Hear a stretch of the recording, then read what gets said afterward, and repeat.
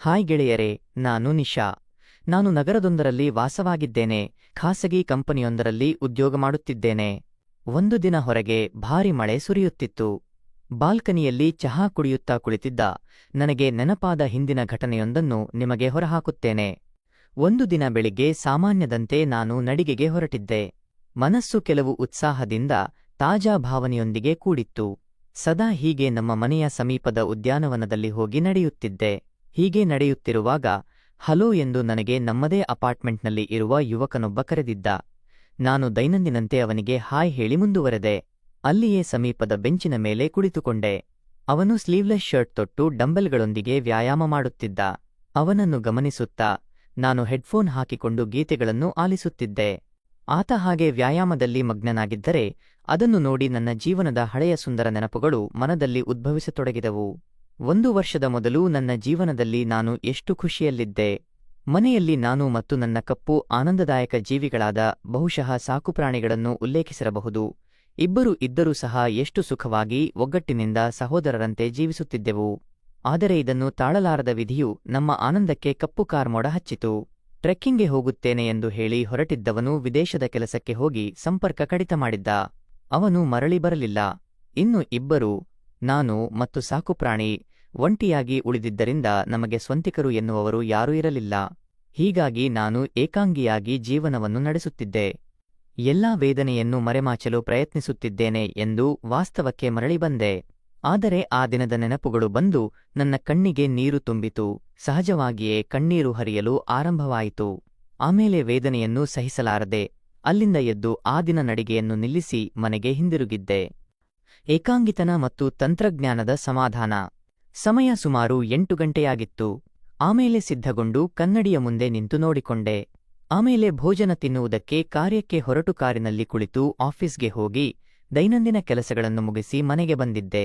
ಇನ್ನು ದಿನವಿಡೀ ಆಫೀಸ್ಗೆ ಹೋಗಿ ಬರುವುದರಿಂದ ನನಗೆ ತಾಳಲಾಗುತ್ತಿರಲಿಲ್ಲ. ಮನೆಯ ಎಲ್ಲಾ ಕೆಲಸಗಳನ್ನು ನಾನೇ ನಿರ್ವಹಿಸಬೇಕಿತ್ತು. ಆದರೆ ಆ ದಿನ ಸಂಜೆ ಭೋಜನ ಮಾಡಲು ಮನಸ್ಸು ಇಲ್ಲದೆ ಹಾಗೆಯೇ ಕುಳಿತೆ. ಸುಮಾರು 1 ಗಂಟೆಯ ಸುಮಾರಿಗೆ ಎಚ್ಚರಗೊಂಡಾಗ ಅಲ್ಲಿಯೇ ಇದ್ದ ನೀರನ್ನು ಕುಡಿಯುವುದರೊಂದಿಗೆ ಕೆಲವು ನಿಮಿಷಗಳು ಕುಳಿತುಕೊಂಡೆ. ಜೀವನದಲ್ಲಿ ಈ ಎಷ್ಟು ದುಃಖಗಳಿವೆಯೋ ಅವುಗಳು ಹೊಟ್ಟೆಗೆ ತಲುಪುವುದೇ ಇಲ್ಲ. ಆಮೇಲೆ ಕೊನೆಗೆ ಕೆಲವು ಹಣ್ಣುಗಳನ್ನು ತಿನ್ನುವುದರೊಂದಿಗೆ ಟಿವಿ ಆನ್ ಮಾಡಿ ನೋಡುತ್ತಾ ಕುಳಿತುಕೊಂಡಿದ್ದೆ. ಟಿವಿಯಲ್ಲಿ ಯಾವುದೇ ಆಕರ್ಷಕ ಕಾರ್ಯಕ್ರಮಗಳೂ ಇರಲಿಲ್ಲ. ಕೊನೆಗೆ ಇದೆಲ್ಲ ಬೇಡ ಎಂದು ನಾನು ಇನ್ಸ್ಟಾಗ್ರಾಮ್ ಅನ್ನು ತೆರೆದೆ. ನನ್ನ ಚಿತ್ರಗಳಿಗೆ ಬಹಳ ಸಂಖ್ಯೆಯ ಕಾಮೆಂಟ್ಗಳು ಬಂದಿವೆ. ಇಂದಿಗೂ ಜನರು ಅವುಗಳಿಗೆ ತಮ್ಮಂತೆ ಕಾಮೆಂಟ್ ಮಾಡುತ್ತಿದ್ದರು. ಅವುಗಳನ್ನು ತೆಗೆದು ನೋಡಿದಾಗ ಎಲ್ಲರೂ ವಿಭಿನ್ನ ರೀತಿಯಲ್ಲಿ ಮೆಚ್ಚುತ್ತಿದ್ದರು. ಸಾಕಷ್ಟು ಜನರು ಚಿತ್ರಗಳನ್ನು ಪ್ರಶಂಸಿಸಿದರೆ ಇನ್ನು ಕೆಲವರು ತಮ್ಮ ಸಂಖ್ಯೆಯನ್ನು ನೀಡಿದ್ದರು. ಇನ್ನು ಕೆಲವರು ನನಗೆ ಸಂಖ್ಯೆ ನೀಡುವಂತೆ ಸಂದೇಶಗಳನ್ನು ಕಳುಹಿಸಿದ್ದರು. ಇವರೆಲ್ಲ ಕಾಮೆಂಟ್ ಮತ್ತು ಸಂದೇಶಗಳನ್ನು ನೋಡಿ ನನಗೆ ಅಗತ್ಯವಿಲ್ಲದಂತೆ ಮುಖದಲ್ಲಿ ಸ್ಮಿತಹಾಸ ಮೂಡಿತು. ಕೊನೆಗೆ ಇದೆಲ್ಲ ಬೇಡ ಎಂದು ರೀಲ್ಸ್ಗಳನ್ನು ನೋಡುವುದನ್ನು ಆರಂಭಿಸಿದೆ. 10 ನಿಮಿಷಗಳ ನಂತರ ಒಂದು ಕಥೆ ಕಾಣಿಸಿತು. ಕೂಡಲೇ ಅದನ್ನು ಓದಿದರೆ ಒಳ್ಳೆಯದು ಎಂದು ಓದಲಾರಂಭಿಸಿದೆ. ಆ ಕಥೆಯನ್ನು ಓದುತ್ತಾ ನನ್ನ ಮನಸ್ಸಿನ ಒಳಗಿನ ರಹಸ್ಯ ಭಾವನೆಗಳು ಉದ್ಭವಿಸತೊಡಗಿದ್ದವು. ಕಥೆಯನ್ನು ಪೂರ್ಣವಾಗಿ ಓದಿ ಮುಗಿಸಿದ ಮೇಲೆ ಬೇರೆ ಲೋಕದಲ್ಲಿ ತೇಲಾಡುತ್ತಿರುವಂತೆ ಅನಿಸಿತು. ಕೊನೆಗೆ ಇದೆಲ್ಲ ಬೇಡ ಎಂದು ಆ ಸಿನಿಮಾವನ್ನು ಆರಂಭಿಸಿ ನೋಡಲು ಶುರು ಮಾಡಿದೆ. ಸುಮಾರು 1 ಗಂಟೆ ಸಿನಿಮಾ ನೋಡಿದ ನಂತರ ದೇವರು ನೀಡಿದ ಕೈಯಿಂದಲೇ ವ್ಯಕ್ತಿಗತ ಕೆಲಸ ಮಾಡಿ ಶುದ್ಧೀಕರಣ ಮಾಡಿಕೊಂಡು ನನ್ನ ಆಕಾಂಕ್ಷೆಯನ್ನು ಪೂರೈಸಿಕೊಂಡೆ. ಮನಸ್ಸು ಸ್ವಲ್ಪ ಲಘುವಾದಂತೆ ತೋರುತ್ತಿದ್ದಾಗ ಅಲ್ಲಿಯೇ ವಿಶ್ರಾಂತಿ ಪಡೆದೆ. ಚಹಾ ಮತ್ತು ಅನಿಸಿಕೆಗಳು. ಮರುದಿನ ದೈನಂದಿನಂತೆ ಉದ್ಯಾನವನಕ್ಕೆ ನಡಿಗೆಗೆ ಹೋಗಿದ್ದೆ. ಅವನು ಅಲ್ಲಿಯೇ ವ್ಯಾಯಾಮ ಮಾಡುತ್ತಿದ್ದ. ನಿನ್ನೆಯಂತೆಯೇ ಅವನು ಶರೀರಾಸನವನ್ನು ಮುಂದುವರಿಸುತ್ತಿದ್ದ. ಅವನು ಮೊದಲ ವರ್ಷದ ವಾಣಿಜ್ಯ ಶಾಖೆಯಲ್ಲಿ ವಿದ್ಯಾರ್ಥಿಯಾಗಿ ಓದುತ್ತಿದ್ದ. ಕಾಲೇಜಿನಲ್ಲಿ ಎಲ್ಲಾ ವಿಷಯಗಳಲ್ಲಿ ಉತ್ತಮನಾಗಿದ್ದ.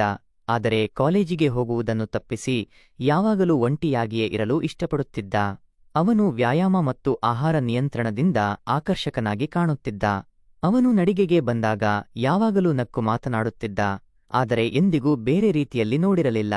ಇನ್ನು ಕೆಲವೊಮ್ಮೆ ನಡಿಗೆ ಮುಗಿಸಿ ಮನೆಗೆ ಹೊರಡಬೇಕಾದಾಗ ಹಾಗೆ ಏನೋ ಎಂದು ಜೋಕ್ಗಳನ್ನು ಹೇಳಿ ನಗುವಂತೆ ಮಾಡುತ್ತಿದ್ದ.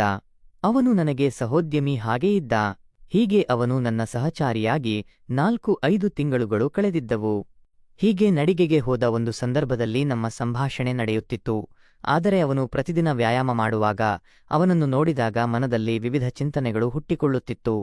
ಸ್ಪಷ್ಟವಾಗಿ ಅಲ್ಲಿಂದ ಮನೆಗೆ ಹೊರಡಬೇಕು ಎನ್ನುವಷ್ಟರಲ್ಲಿ ಅವನು ಏನಾಯಿತು, ಏಕೆ ತ್ವರಿತಗತಿಯಲ್ಲಿ ಹೊರಟಿಯಳೆ ಎಂದು ಕೇಳಿದ.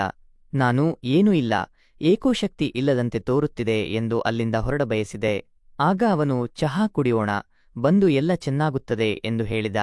ನಾನು ಬೇಡ ಬೇಡ ಎಂದು ಹೇಳಿದರೂ ಕೈ ಹಿಡಿದು ಬನ್ನಿ ಹೋಗೋಣ, ಏನಾದರೂ ತಂದುಕೊಂಡು ಬಂದೆ. ಆದರೆ ಆಗ ನನಗೆ ದೇಹದಲ್ಲಿ ಶೇಕ್ ಬಿದ್ದಂತೆ ಆಗಿತ್ತು.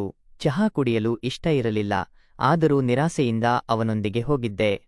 ಚಹಾ ಕುಡಿಯುತ್ತಾ ಸಾಮಾನ್ಯ ವಿಷಯಗಳ ಬಗ್ಗೆ ಮಾತನಾಡುವಾಗ ಅವನು ನದಿಯಂತೆ ಪ್ರವಾಹದಂತೆ ಮಾತುಗಳನ್ನು ಹಾಕುತ್ತಿದ್ದ.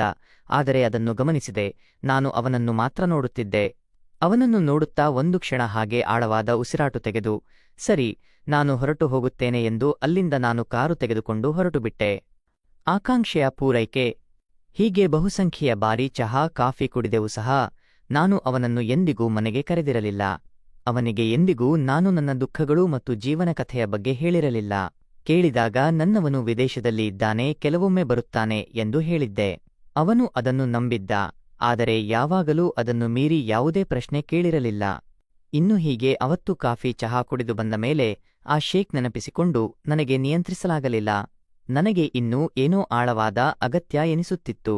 ಅನಿಶ್ಚೆಯಿಂದ ದೇಹಕ್ಕೆ ನೀರು ಸುರಿಸಿಕೊಂಡು ಅಲ್ಲಿಯೇ ದೇವರು ನೀಡಿದ ಕೈಯಿಂದ ವ್ಯಕ್ತಿಗತ ಕೆಲಸ ಮಾಡಿದ ನಂತರ ಭೋಜನ ತಯಾರಿಸಿ ಆಫೀಸ್ಗೆ ಹೋಗಿದೆ. ಆದರೆ ಯಾಕೋ ಅವತ್ತು ನನಗೆ ಅಲ್ಲಿ ಕೆಲಸ ಮಾಡುವ ಉತ್ಸಾಹ ಇರಲಿಲ್ಲ. ಅರ್ಧ ದಿನ ರಜೆ ತೆಗೆದುಕೊಂಡು ಮನೆಗೆ ಬಂದುಬಿಟ್ಟೆ. ಹೀಗೆ ಕೆಲವು ದಿನಗಳ ನಂತರ ಒಂದು ದಿನ ನಾನು ಎಲ್ಲಾ ದುಃಖಗಳಿಂದ ಮುಕ್ತರಾಗಬೇಕು ಎಂದು ನಿರ್ಧರಿಸಿದೆ. ಅವತ್ತು ದೃಢವಾದ ನಿರ್ಧಾರದೊಂದಿಗೆ ನಡಿಗೆಗೆ ಹೋಗಿದ್ದೆ.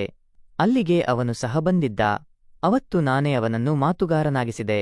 ಎಲ್ಲಾ ವ್ಯಾಯಾಮ ಮುಗಿದ ನಂತರ ಕಾಫಿ ಕುಡಿಯುತ್ತಾ ಕುಳಿತಿದ್ದೆವು. ಅವನು ಸಾಮಾನ್ಯದಂತೆ ತನ್ನ ಸ್ನೇಹಿತರ ಬಗ್ಗೆ ಹೇಳುತ್ತಿದ್ದ. ನನಗೆ ನಗು ಬರಲಿಲ್ಲ, ಆದರೂ ನಗುವಂತೆ ಮಾಡುತ್ತಿದ್ದೆ. ಒಂದು ನಿರ್ಣಾಯಕ ಭಾನುವಾರ. ಕೊನೆಗೆ ಅವನ ಮಾತನ್ನು ತಡೆದು ಅವನಿಗೆ, ಇಂದು ಏನು ಮಾಡುತ್ತಿರುವೆ? ಭಾನುವಾರ ಏನಾದರೂ ಯೋಜನೆ ಇದೆಯಾ ಎಂದು ಕೇಳಿದೆ. ಆಗ ಅವನು ಏನೂ ಇಲ್ಲ, ಸುಮ್ಮನೆ ಚಿತ್ರ ನೋಡಲು ಹೊರಟಿದ್ದೇನೆ ಎಂದು ಹೇಳಿದ. ಆಗ ನಾನು ಟೀಕೆ, ಊಟಕ್ಕೆ ನಮ್ಮ ಮನೆಗೆ ಬಾ ಎಂದು ಹೇಳಿದೆ. ಅವನು ಏಕೆ, ಏನಾದರೂ ವಿಶೇಷ ಸಂದರ್ಭವಿದೆಯಾ ಎಂದು ಕೇಳಿದ.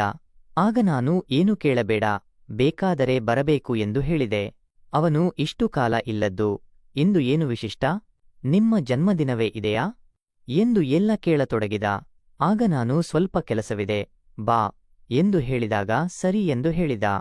ಮನೆಗೆ ಬಂದ ನಂತರ ನಾನು ಅವತ್ತು ಸಿದ್ಧಗೊಂಡು ಕಾಯುತ್ತಾ ಕುಳಿತಿದ್ದೆ. ಹೀಗೆ ಕುಳಿತಾಗ ಮತ್ತೊಮ್ಮೆ ಹಳೆಯ ನೆನಪುಗಳು ಉದಯವಾದವು. ಅಷ್ಟೊತ್ತು ದೂರದ ಗಂಟೆಯ ಶಬ್ದ ಕೇಳಿಬಿಟ್ಟು ಕಣ್ಣೀರು ಒರೆಸಿಕೊಂಡು ಬಾಗಿಲು ತೆರೆದಾಗ ಅವನು ಸ್ಮಿತಹಾಸದೊಂದಿಗೆ ನಿಂತಿದ್ದ. ಒಳಗೆ ಬಂದವನೇ ಮನೆಯ ಸೌಂದರ್ಯವನ್ನು ನೋಡಿ ಆಶ್ಚರ್ಯಗೊಂಡ. ಆಗ ನಾನು ಕುಳಿತುಕೊಳ್ಳು ಎಂದು ಹೇಳಿ ಚಹಾ ತಂದು ನೀಡಿದೆ. ಆಗ ಅವನು ಯಾರೂ ಕಾಣುತ್ತಿಲ್ಲ, ಎಲ್ಲಿ ಹೋಗಿದ್ದಾರೆ ಎಂದು ಕೇಳಿದಾಗ ಜೀವನದ ಎಲ್ಲಾ ಘಟನೆಗಳನ್ನು ಹೇಳಿ ಜೋರಾಗಿ ಕರೆದುಕೊಂಡು ಅಳುತ್ತಾ ಕುಳಿತೆ. ಅವನು ನನಗೆ ಆದರ್ಶ ನೀಡುತ್ತಾ ಸಮಾಧಾನಪಡಿಸುತ್ತಿದ್ದಾಗ ಪಕ್ಕದಲ್ಲಿ ಕುಳಿತಿದ್ದ ಅವನು ನನ್ನ ಭುಜವನ್ನು ಒತ್ತಿದಾಗ ನನಗೆ ಶೇಕ್ ಬಿದ್ದಂತೆ ಆಗಿತ್ತು. ಆಮೇಲೆ ಅಲ್ಲಿಯೇ ಆ ವ್ಯಕ್ತಿಗತ ಕೆಲಸವನ್ನು ಮಾಡಿದೆ.